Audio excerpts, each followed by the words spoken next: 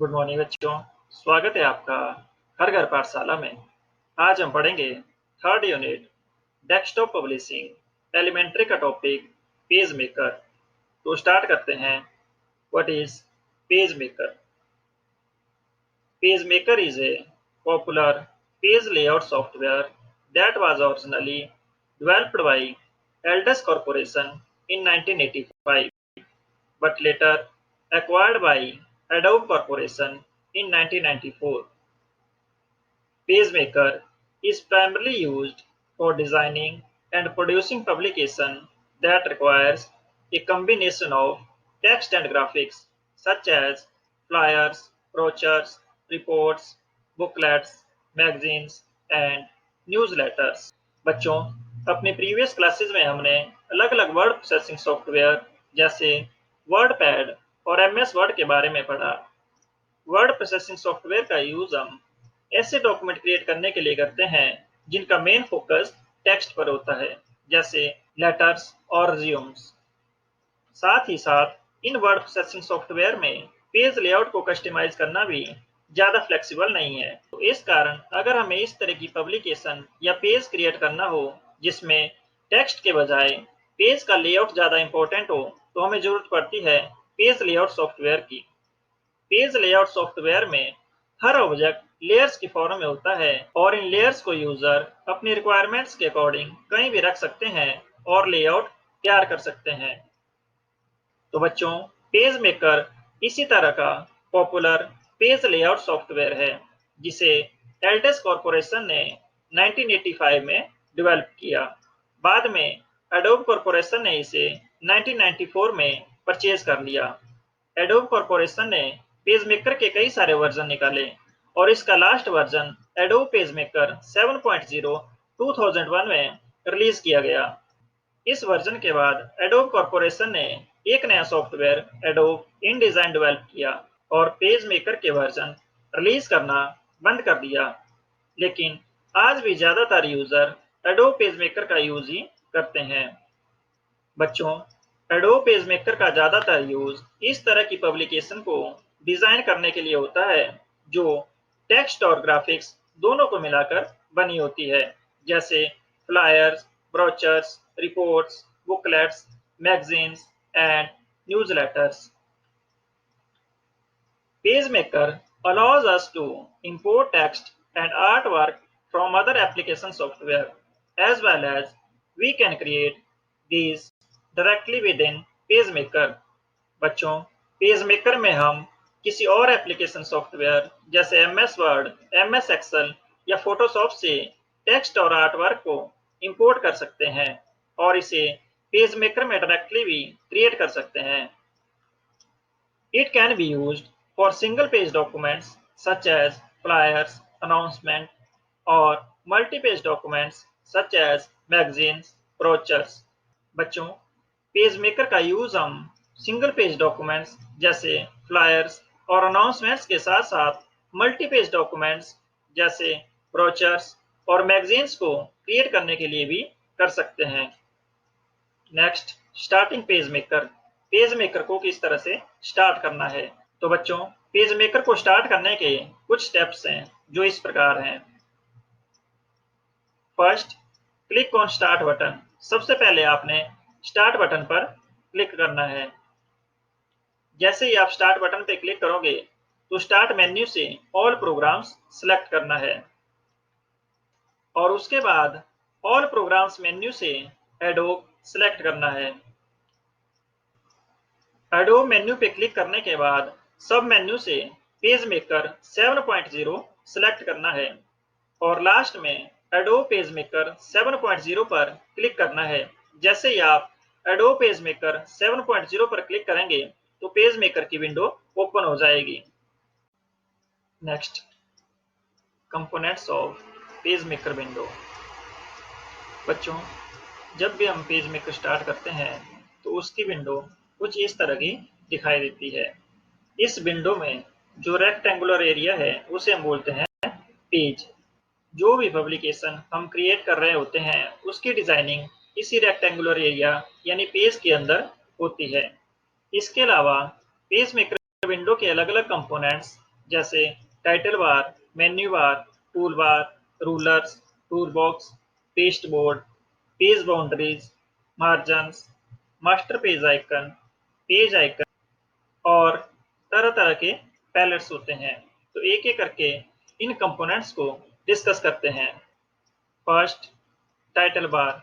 It is positioned at the top of window and displays control icon, name of application software, name of current file, and three control buttons: minimize, maximize, restore and close button।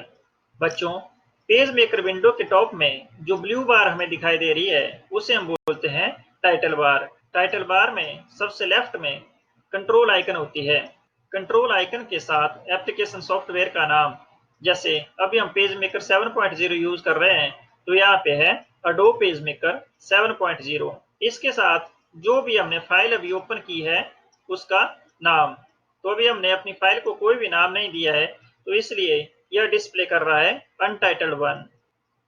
इसके अलावा title bar के right side में तीन control buttons होते हैं: minimise, maximise और restore and close button. Second, menu bar. It is positioned just below the title bar and provide the various options to create a new file, open a file, save a file, cut, copy, paste text and graphics, etc. These options are provided through various menus such as File, Edit, Layout, Element, etc. बच्चों, title bar के एकदम नीचे जो बार होती है उसे हम बोलते हैं मेन्यू बार। पब्लिकेशन में जो भी टास्क परफॉर्म किए जाते हैं उनमें से ज्यादातर टास्क मेन्यू बार की हेल्प से परफॉर्म किए जाते हैं। जैसे किसी फाइल को क्रिएट, ओपन, सेव, प्रिंट करना या फिर टेक्स्ट या ग्राफिक्स को कट, कॉपी, पेस्ट करना। इन टास्क को परफॉर्म करने के लिए मेन्यू बार में अलग अलग ऑप्शंस और कमांड्स होती हैं और ये ऑप्शंस अलग अलग मेन्यूज, फाइल, एडिट, लेआउट की हेल्प से प्रोवाइड किए जाते हैं। Third, tool bar. It displays the icons for some frequently used activities such as create a file, open a file, save a file, print a file, etc. बच्चों, menu bar के एकदम नीचे जो बार हमें दिखाई दे रही है उसे हम बोलते हैं टूल बार। टूल बार में मेन्यूज की जगह अलग अलग टास्क परफॉर्म करने के लिए शॉर्टकट आइकन्स होती हैं और इन शॉर्टकट आइकन्स का यूज हम उन एक्टिविटीज को परफॉर्म करने के लिए करते हैं जिन्हें हम फ्रीक्वेंटली यूज करते हैं। जैसे नई फाइल क्रिएट करना, एग्जिस्टिंग फाइल को ओपन करना, सेव करना या फिर प्रिंट करना। और rulers, the top and left ruler bars help us to precisely position the cursor, text and graphics in the page। बच्चों, ये जो टॉप और लेफ्ट साइड में स्केल हमें दिखाई दे रही है इन्हें बोलते हैं हम रूलर्स। रूलर्स का काम होता है कि जो भी टेक्स्ट और ग्राफिक्स हम अपनी पब्लिकेशन में यूज कर रहे हैं उनकी अलाइनमेंट सही तरह से करना, उन्हें प्रिसाइजली पोजीशन करना। Fifth, tool box. It contains all the tools used to create a publication in PageMaker। बच्चों, ये जो लेफ्ट साइड में बॉक्स है इसे हम बोलते हैं टूल बॉक्स। टूल बॉक्स में वो सारे टूल्स होते हैं जो किसी पब्लिकेशन को क्रिएट या फिर एडिट करने के लिए यूज होते हैं। जैसे टेक्स्ट और ग्राफिक्स को सिलेक्ट करने के लिए पॉइंटर टूल, टेक्स्ट क्रिएट और एडिट करने के लिए टेक्स्ट टूल, ऑब्जेक्ट्स को रोटेट करने के लिए rotate tool, crop tool, shapes draw करने के लिए line, rectangle, ellipse tool, navigate करने के लिए हैंड टूल और जूम टूल इसमें होते हैं। Sixth, master page icon. Master page icons display the master pages. The L and R icons represent master pages। Master pages contain text, graphics which are common throughout the publication। बच्चों, page maker window के bottom left में जो L और R icon हमें दिखाई दे रही है उन्हें हम बोलते हैं मास्टर पेज आइकन्स। इन आइकन्स पर क्लिक करने पर हमें पब्लिकेशन का मास्टर पेज डिस्प्ले होता है। अगर हमारी पब्लिकेशन मल्टी पेज पब्लिकेशन है तो L icon left master page और R icon right master page display करती है। बच्चों, मास्टर पेजेस हम उन पेजेस को बोलते हैं जिनका कंटेंट पब्लिकेशन के सभी पेजेस में अपीयर होता है। Seventh, page icon. It displays the list of pages in the publication with currently selected page icon in black. Clicking a particular page icon will display the selected page. बच्चों, हमारी publication में जितने भी pages होते हैं उनकी page icons numbers 1 2 etcetera की form में यहाँ पर डिस्प्ले होती है और जिस भी पेज आइकन पर हम क्लिक करते हैं वो ब्लैक कलर की हो जाती है और वो पर्टिकुलर पेज हमें पेज विंडो में डिस्प्ले होता है। Eighth, pasteboard. The white space around page is called pasteboard. It is used for temporarily placing text and graphics when we are deciding where to place items. Text and graphics on pasteboard will not print. बच्चों, हमारे publication page यानी इस rectangular area के चारों ओर जो भी white space है उसे हम बोलते हैं पेस्टबोर्ड। पेस्टबोर्ड पर टेम्परेरली हम उन टेक्स्ट और ग्राफिक्स को प्लेस कर सकते हैं जिनके बारे में हम अभी यह डिसाइड कर रहे होते हैं कि उन्हें हमें पेज पर कहां पर प्लेस करना है।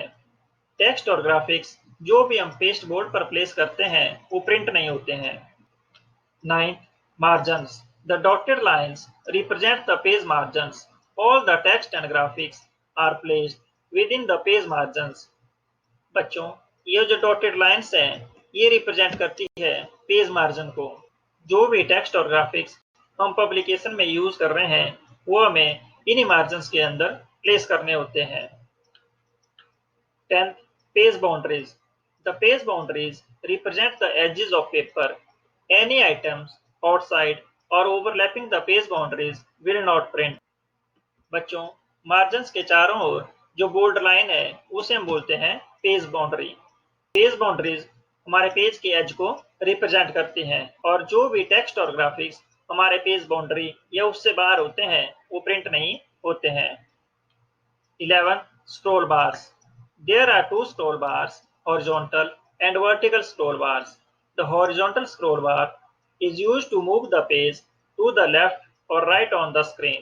The vertical scroll bar is used to move the page upward or downward on the screen. बच्चों, पेज मेकर में भी हॉरिजॉन्टल एंड वर्टिकल स्क्रॉल बार होती है। स्क्रॉल बार का यूज हम तब करते हैं जब हमारे पेज का साइज ज्यादा होता है और वो स्क्रीन में फिट नहीं होता है, तो इसलिए हॉरिजॉन्टल स्क्रॉल बार का यूज हम पेज को लेफ्ट और राइट मूव करने और वर्टिकल स्क्रॉल बार का यूज हम अपवर्ड और डाउनवर्ड मूव करने के लिए करते हैं। 12. Palettes. Palettes contain options to monitor and modify text and graphics. There are several palettes like control, color, layers, etc. We can display or hide any of them. बच्चों, page maker में कई सारे pallets होते हैं। Pallets का काम होता है कि जो भी टेक्स्ट और ग्राफिक्स हम पब्लिकेशन में यूज कर रहे हैं उन्हें मॉनिटर और मॉडिफाई करना, और इसके लिए पैलेट्स में अलग अलग ऑप्शंस होते हैं। जैसे अब हमारे पेज मेकर विंडो में कंट्रोल पैलेट ओपन है तो यह टेक्स्ट टूल के ऑप्शंस जैसे font family, font size, bold, italic, underline display कर रहा है। इन पैलेट्स को हम अपनी रिक्वायरमेंट के अकॉर्डिंग डिस्प्ले और हाइड कर सकते हैं। तो बच्चों, ये था पेज मेकर और पेज मेकर विंडो के कंपोनेंट्स के बारे में। Thank you.